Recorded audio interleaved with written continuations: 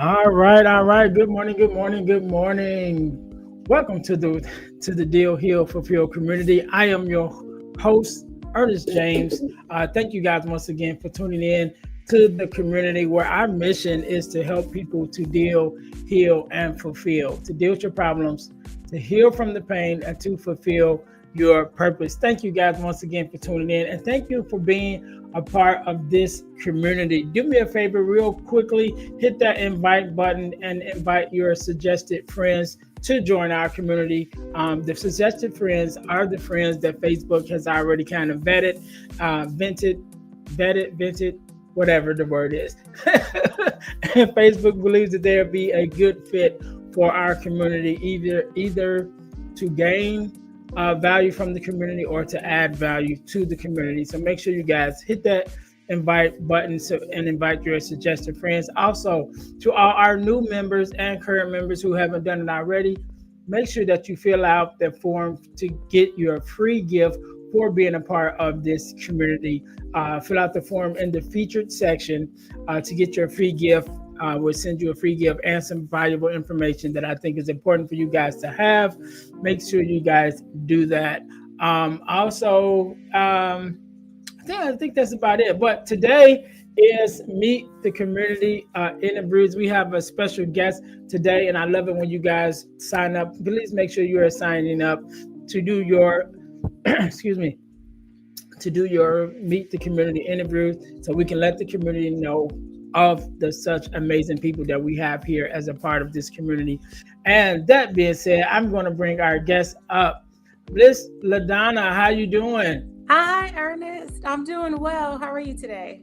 I am good. I am good. First of all, let me say thank you for being here. First of all, being a part of the community, and Yeah. then thank you for doing this interview so we can get to know you a little bit better. Because you could be doing anything else. I mean, it's early in the morning, so I know you could be at work, on the way to work, or resting if you don't got to go to work. So, so Yes. I appreciate you for taking out your time to being here with me today. So do me a favor, introduce yourself to our community and let us know a little bit about who you are and what it is that you do. Awesome. Thank you. My name is Ladonna Croffe, and I am the founder of Live Epic Coaching. I will say before I talk about Live Epic is that I love this community, Deal, Heal, Fulfill. Ernest, I think it's such a beautiful thing because I've had to, in my own life, deal with a lot of trauma, deal with a lot of Mhm. insecurities and healing from all of that stuff so that I can be the person that's living out her purpose and her dream and what I know that God has for me. And so I appreciate this platform. But yes, I founded Live Epic Coaching because I love people and I just want to be a part of it's typically young people. I love everybody, but I really love young people, like young adults. I love that age. And so I just want to be a part of their journey of becoming right who they are meant to be, becoming a like just being a part of that journey of them recognizing their potential and living that out. And so I do transformational coaching, and then I also have a curriculum to help young people to come into their identity and to really dream big and to realize those dreams. And so take that curriculum into high schools, middle schools, community colleges, universities. So yeah, that's a little bit about what I do and why I do it, just because I love young people. Yeah, yeah. Yes, yes. And I have a love for people also, which is why I how I got even into this whole space Mm, and everything. yeah. And again, I appreciate you, liking the platform because it was birthed out of my own journey also, Yeah. having to deal with some things and healing with Mhm. it and finding my purpose in the midst of it. And so yeah, so that's I'm glad that you feel that I'm doing the purpose that I'm setting it out to do. So I appreciate Yeah, you that. got it. It's Um, awesome.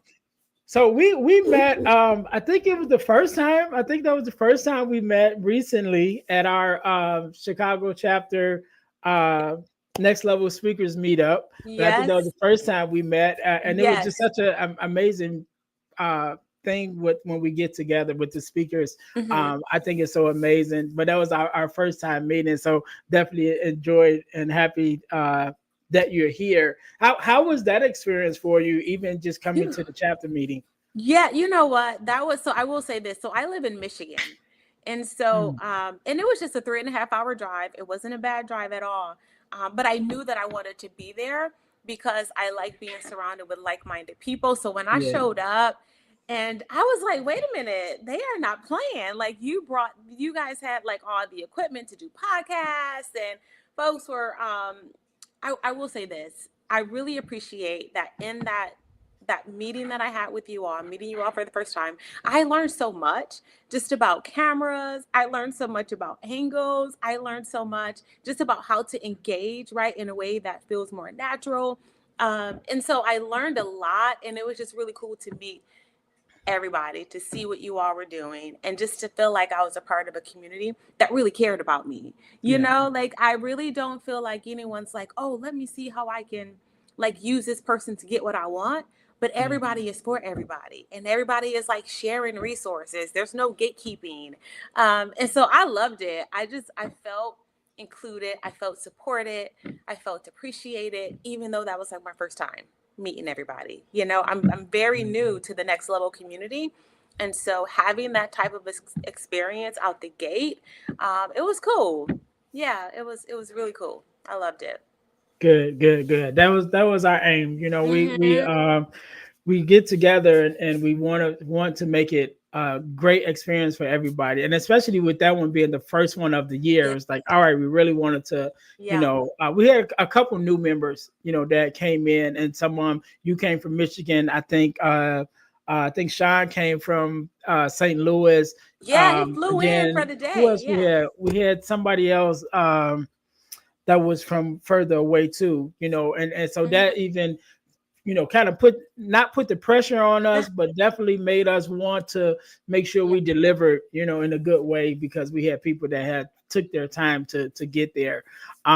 So yeah, so I'm glad you enjoyed yourself. yeah. Can't wait for the next one. Hmm.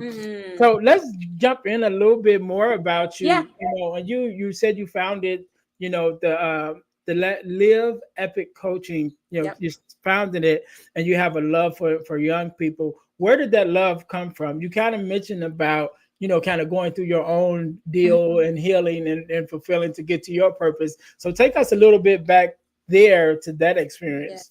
Yeah, so that first question, where did that love come from?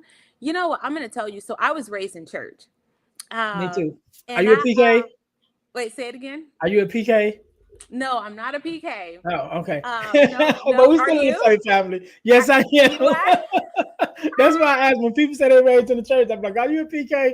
Because usually we have that little connection. Like, yeah, I can tell. Yeah. Okay, PK. I'm gonna tell you though, growing up though, PKs, they had a reputation. Like Yeah, PK I kids, always do. like their reputation was like, okay, something, but that's cool that you definitely can relate to being raised in church. But I brought that up because so when I was 12, and you had like the youth services, that whole deal. Mhm. I had the opportunity to speak in front of an audience for my first time. And when I was up there, I was like, oh my gosh, like I love this. Like this is what I'm on the planet to do, right? And so from 12, I've just loved like being a part of church and that community and helping people, and if I'm giving inspiration or encouragement. And so I started teaching Sunday school like in my teens. Like I was like doing Sunday school, right? Okay. And then I eventually ended up being like a youth pastor and working with the youth in my church. And I co-led the youth group with another gentleman that I was in church with. And I really just loved being a part of the youth ministry. I felt like it was very vibrant. It was alive. Like these were people that really, like students that really, they loved God. They were messing up left, right. I mean, that's what we do. We are humans. We be doing some dumb stuff. But I just loved being a part of that environment. I loved being one of the people that the young people could look up to, right? What's interesting though is that I was that person. I remember growing up in church. I was that girl that everybody like wanted their daughters to be like Ladonna because I knew how to say all the right things. I knew how to do all the right things. I knew scripture. I could quote it. Um, and like they wanted their sons to marry me. That was basically I was the good Christian girl, right? And I did everything right. But growing up, I had that outward persona, right? But on the inside, I was struggling with so much because I had been sexually abused, hadn't told anybody about it. So I was dealing with that. And then as I grew older, because I never dealt with the sexual trauma, whenever the feelings of pain and hurt and anger would try to come up, I learned really quickly that when you eat food, food is like it keeps you sedated if you eat enough. We know about the comatose, feeling Yeah. after we've eaten a good meal. And so food for me became this thing where I could just stuff my feelings, right? I didn't have to feel anything, didn't have to deal with anything. And so food became very addictive. I was addicted to food at an early age. But I would say like my late teens, early 20s is when I really realized I had a problem with the amount of food that I was eating, because your girl I could pack it in. Easily eat food. I could easily in one setting eat enough food that would feed a family of 4 to 6 people. And that was just one meal. You better believe I'm going to eat again. Um, but that was all in an attempt to just like sort of keep myself like sedated almost, because I didn't want to feel the hurt, the pain, the rejection of not growing up with my father. I didn't want to feel any of that stuff. And so I'm this person who has this persona that I got it together and I'm the good Christian girl. But on the inside, I am just like dealing with so much and I feel dark, and I was depressed a lot. And so not to mention my weight, right? My weight would fluctuate. I could easily gain, like I could legit gain like 20 pounds in 1 week without a problem. And it sounds extreme, but it's completely true. But growing up as a Christian, one of the things that we learned was we learned how to fast, right? You Mm-hmm. fast.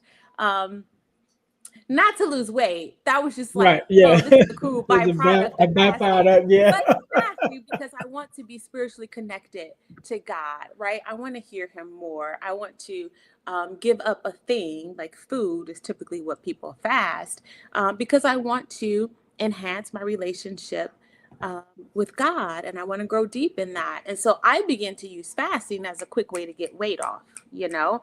Um, and so I had all of this like inner turmoil, right? And this outward persona. And that is so exhausting. Um, like showing up to spaces depressed and feeling turmoil and anguish on the inside, but you got to put on the show. You got to put, because you're the youth leader. Eventually, I ended up working at a Bible college. I'm skipping all over because there's so much to Yeah. say. Yeah. Yeah. Yeah. Um, but like I left Michigan and I moved to Texas to go to Bible college. And I was thinking that when I leave Michigan, that all of my problems would be Yeah. fine. New location, right? Fresh start. But the thing about leaving Michigan to go to Texas is that I took me with me. Right. And so I took all of the problem, right? I took all of the things that I still hadn't dealt with. I took my food. At that time, I was calling it like a food issue. I didn't know that it was an addiction. I took that with me to Texas.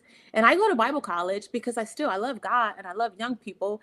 And so I go to Bible college because I wanted to do youth ministry for the rest of my life. Like that was what I wanted to do. And I wanted to lead worship. Like those were the things that I wanted.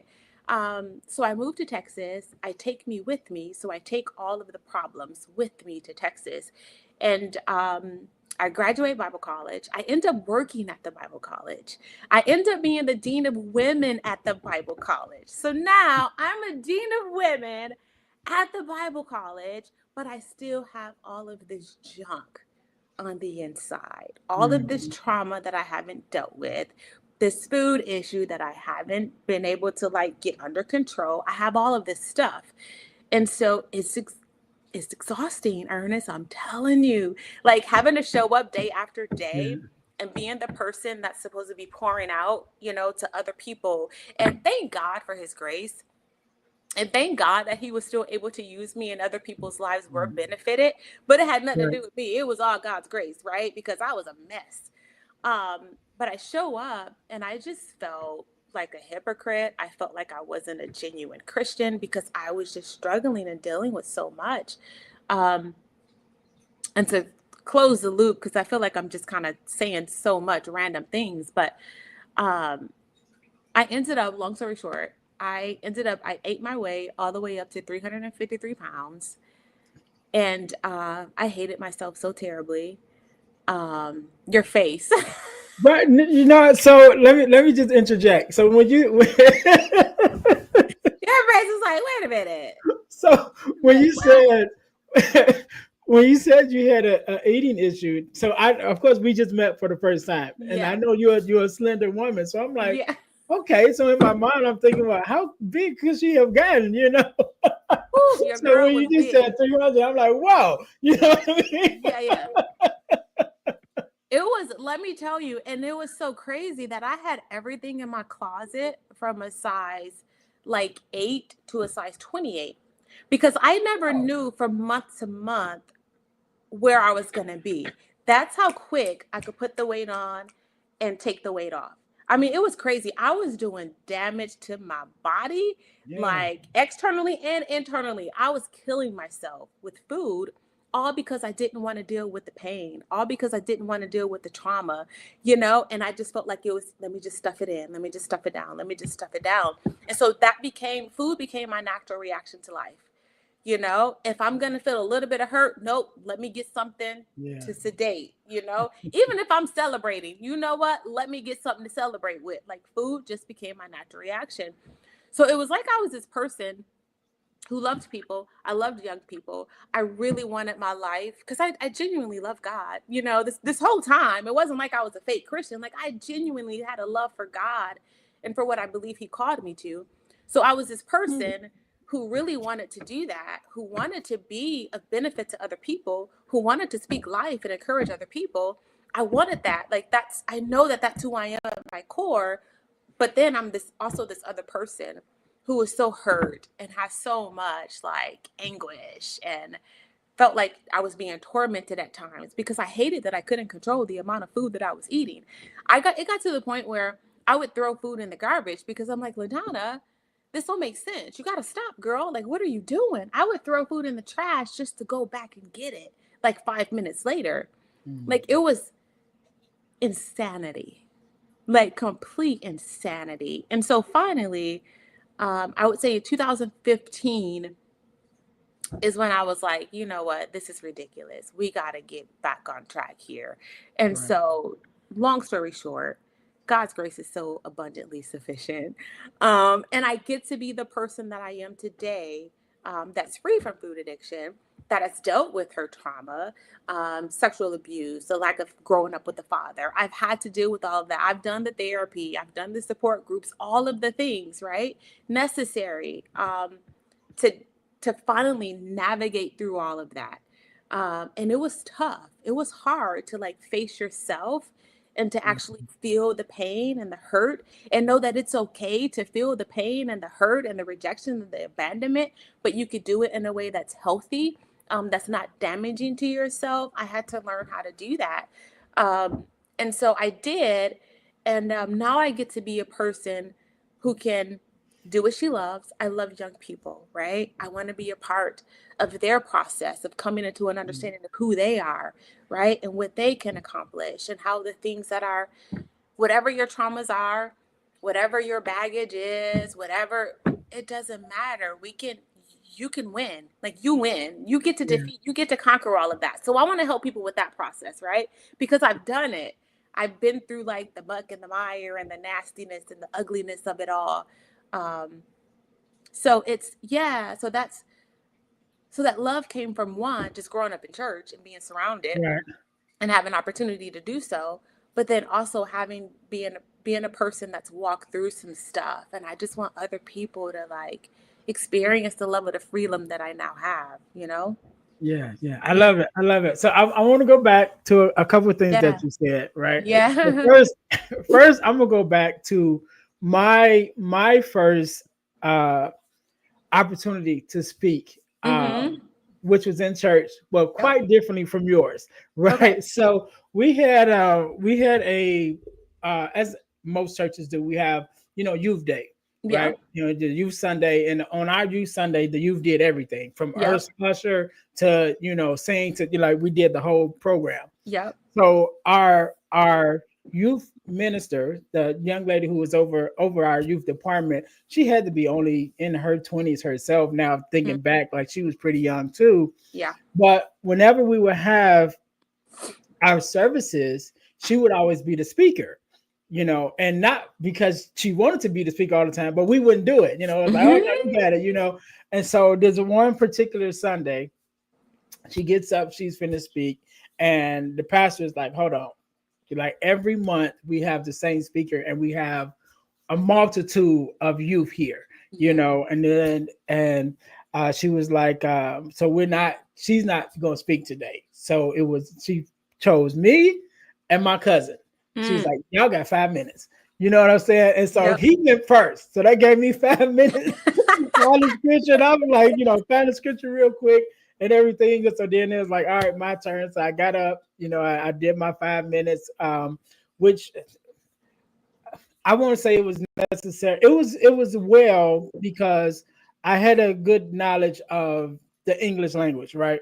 And if you think about it in school, they teach you how to break down a paragraph and stuff. So I had that, right? So I got the scripture. I was able to break it down real quickly, and pull out some points and everything. And I probably was like 15. Probably was like 15 at that time. So that was the first time. And it was just like spur of the moment, like, oh my God, deer in headlights type thing. Of course, that wasn't the last time. You know what I mean? Yeah. But that was the first time. So yeah, I remember that like yesterday because it was just like, nope, you coming up. And I'm like, huh? What I mean? They would do you like that though. You have to be ready sometimes. You just have to be ready. Yeah. And then the pastor was my grandmother. So that's why I said I'm a PK. So I couldn't say no. You know what I'm saying? No. And that's why they called you, because you were the PK. Yeah. It was like you got it. Come on up here. I'm like, oh shoot. But yes. So I want to mention another thing, because you mentioned about being the young lady who was the good girl, the good Christian girl and everything. So I remember I was that guy, right? I was that child too. And I remember a young lady. I love her even now. But I remember this one day. So I talk about my brother a lot. My brother is 1 year and 11 days younger than me, right? My birthday is May 1st. His birthday is May 11th of the next year. We're like exact opposites. And personality and everything. We're like the opposites. And so my brother would always get in trouble. He was always getting in trouble because he was always doing something. And I remember the conversation came up in church, about some things he had did or whatever. And it was just, how people be talking or whatever. But I remember this one young lady, she came up to me, and she was adult at this time. Like I said, we was teenagers. She probably was 30 or something. I don't remember how old she was. I know she was an adult, right?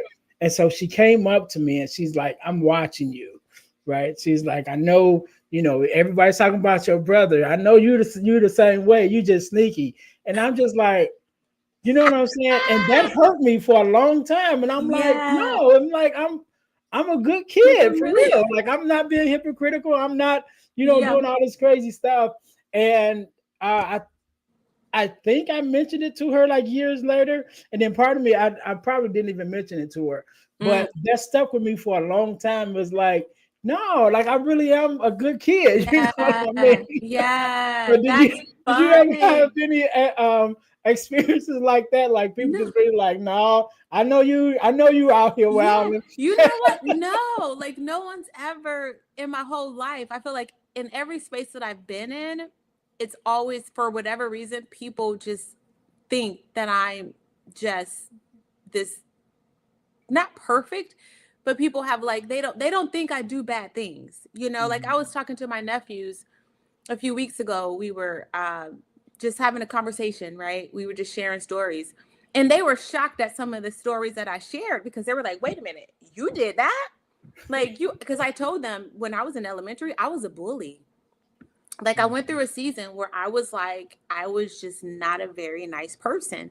And I told them about that. And they were like, oh, like they were shocked, like clutching pearls, because they couldn't believe that was me. So like, I think that for whatever reason, and I always attribute it to just God's like being especially gracious to me, that people, they look at me and they've never seen like, oh, like you're fake, like, oh, you're doing some dirt in the dark, like you're, Mhm. yeah, like no one's ever thought that. And I've always kind of wondered, like, I wonder why that is, but I don't know. Yeah. Yeah. Yeah. So that brings me to another thing. So I'm finishing up my first book, right? Ooh, yeah, Which is called From Failure to Phenomenal, right? And love it. so I had this conversation with my brother, the same brother that I talked about earlier. Okay. I had to. This was maybe a year ago. We were having this conversation about failure, Mm, and about coming, making a comeback, and learning from your mistakes and things of that nature. And he said to me, "Well, how would you relate to that? Because you've never failed at anything." And I said, "Wow!" And it got me to thinking.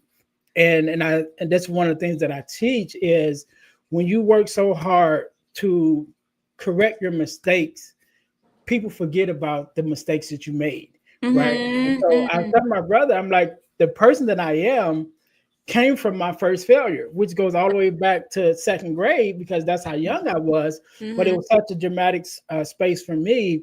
Yeah. Was I end up failing second grade, right? Mm, And not because I didn't have the mindset. I just yeah. was being a fool, following my friend or whatever, Yeah. and not doing what I was supposed to do, and I end up Mm, failing.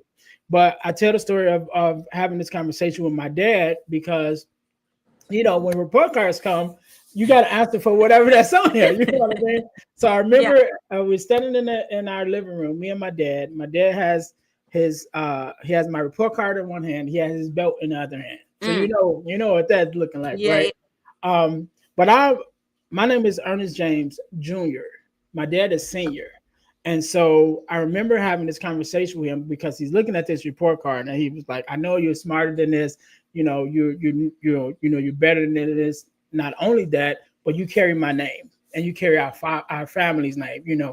And so he just was kind of talking to me, and it got to the point where I could see like the tears in his eyes, Mm, right? And so he turned his back to me and he was like, "Just go to your room."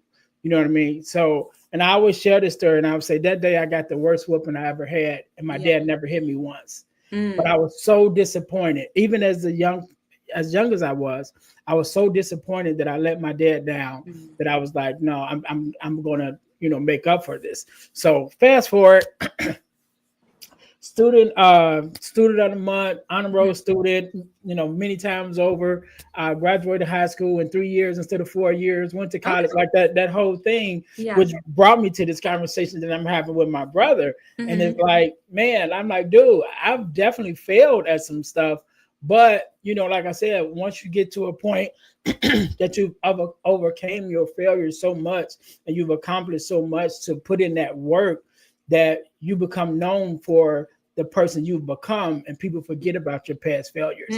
And so Mm, that's one of yeah. the things that I work to teach the students that I talk to, because Yeah. that's like my thing now that I deal with is failure and overcoming failure. I'm like, people won't even remember.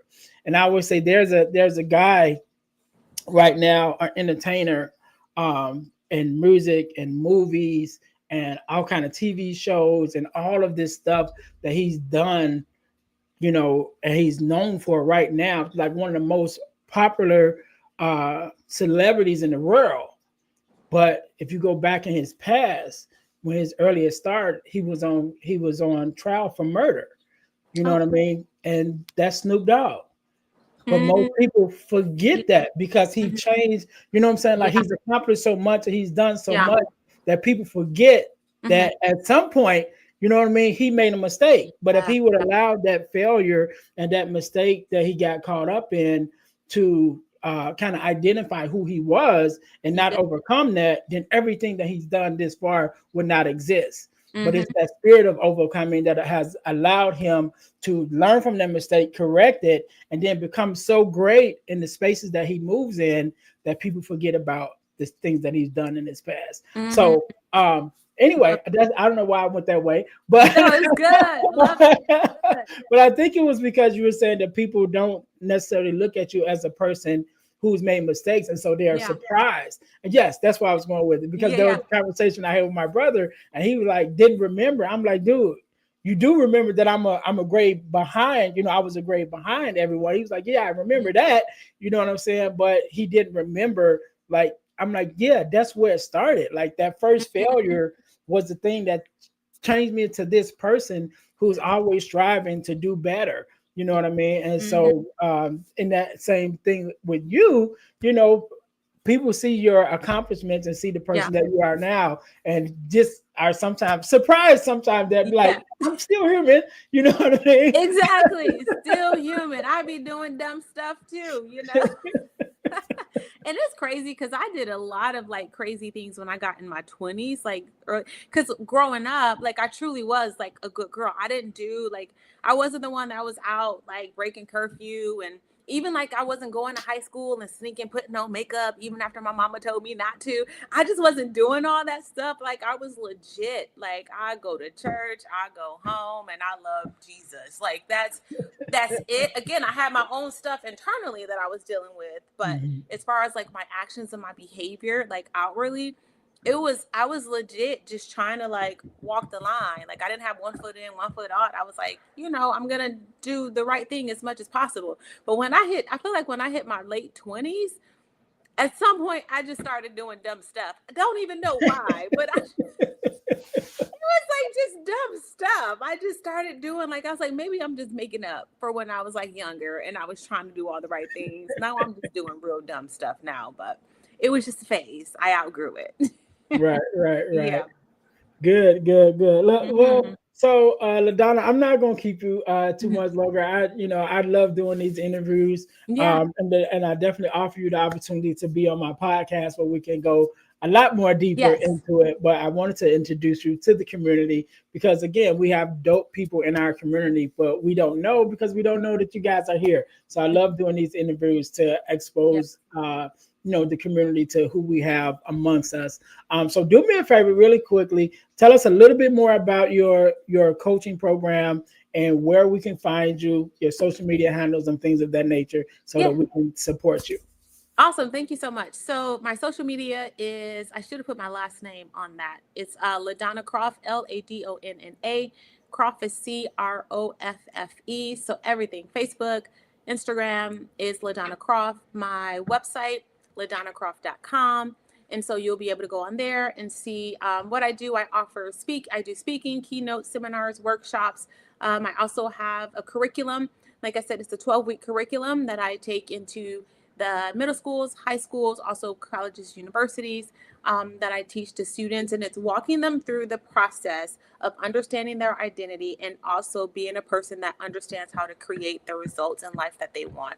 And so it's a really transformative process that I'm excited to bring to young people. But yeah, you can find me, Ladonna Croffe, on all socials and my website. All right, amazing. So thank you so much, Ladonna, for coming. Thank you. Thank you again for being a part of the community, not just this community, but also the Next Level community. Yeah. I love it because we're just such a great group of like-minded people that are pressing to bring change in the world, and I just love it. So thank you so very much. To everyone else, thank you guys also for being a part of the community. These videos go live inside our community, and they go to YouTube, just so I can kind of keep them. So some of you guys might be watching them on YouTube, but if you want more of this great conversations and more involvement with the things that we have going on, join our community, join our Facebook community, the Deal, Heal, Fulfill community. Make sure you guys go enjoy that. Also, before we get out of here, do me a favor once again, hit that invite button and invite your suggested friends, about 10 friends, or just invite all your friends, right? Anyone that you feel can be a add to this community, to be add value and to get value from the community. Make sure that you guys are doing that. We definitely appreciate you guys. So until next time, which probably be tomorrow. Actually, I guess I can say this now.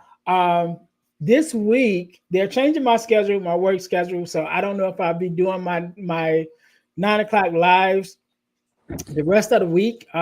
I'll figure that out. So I'll post it in the community whether I become live or not, because I think we have some more interviews and stuff this week.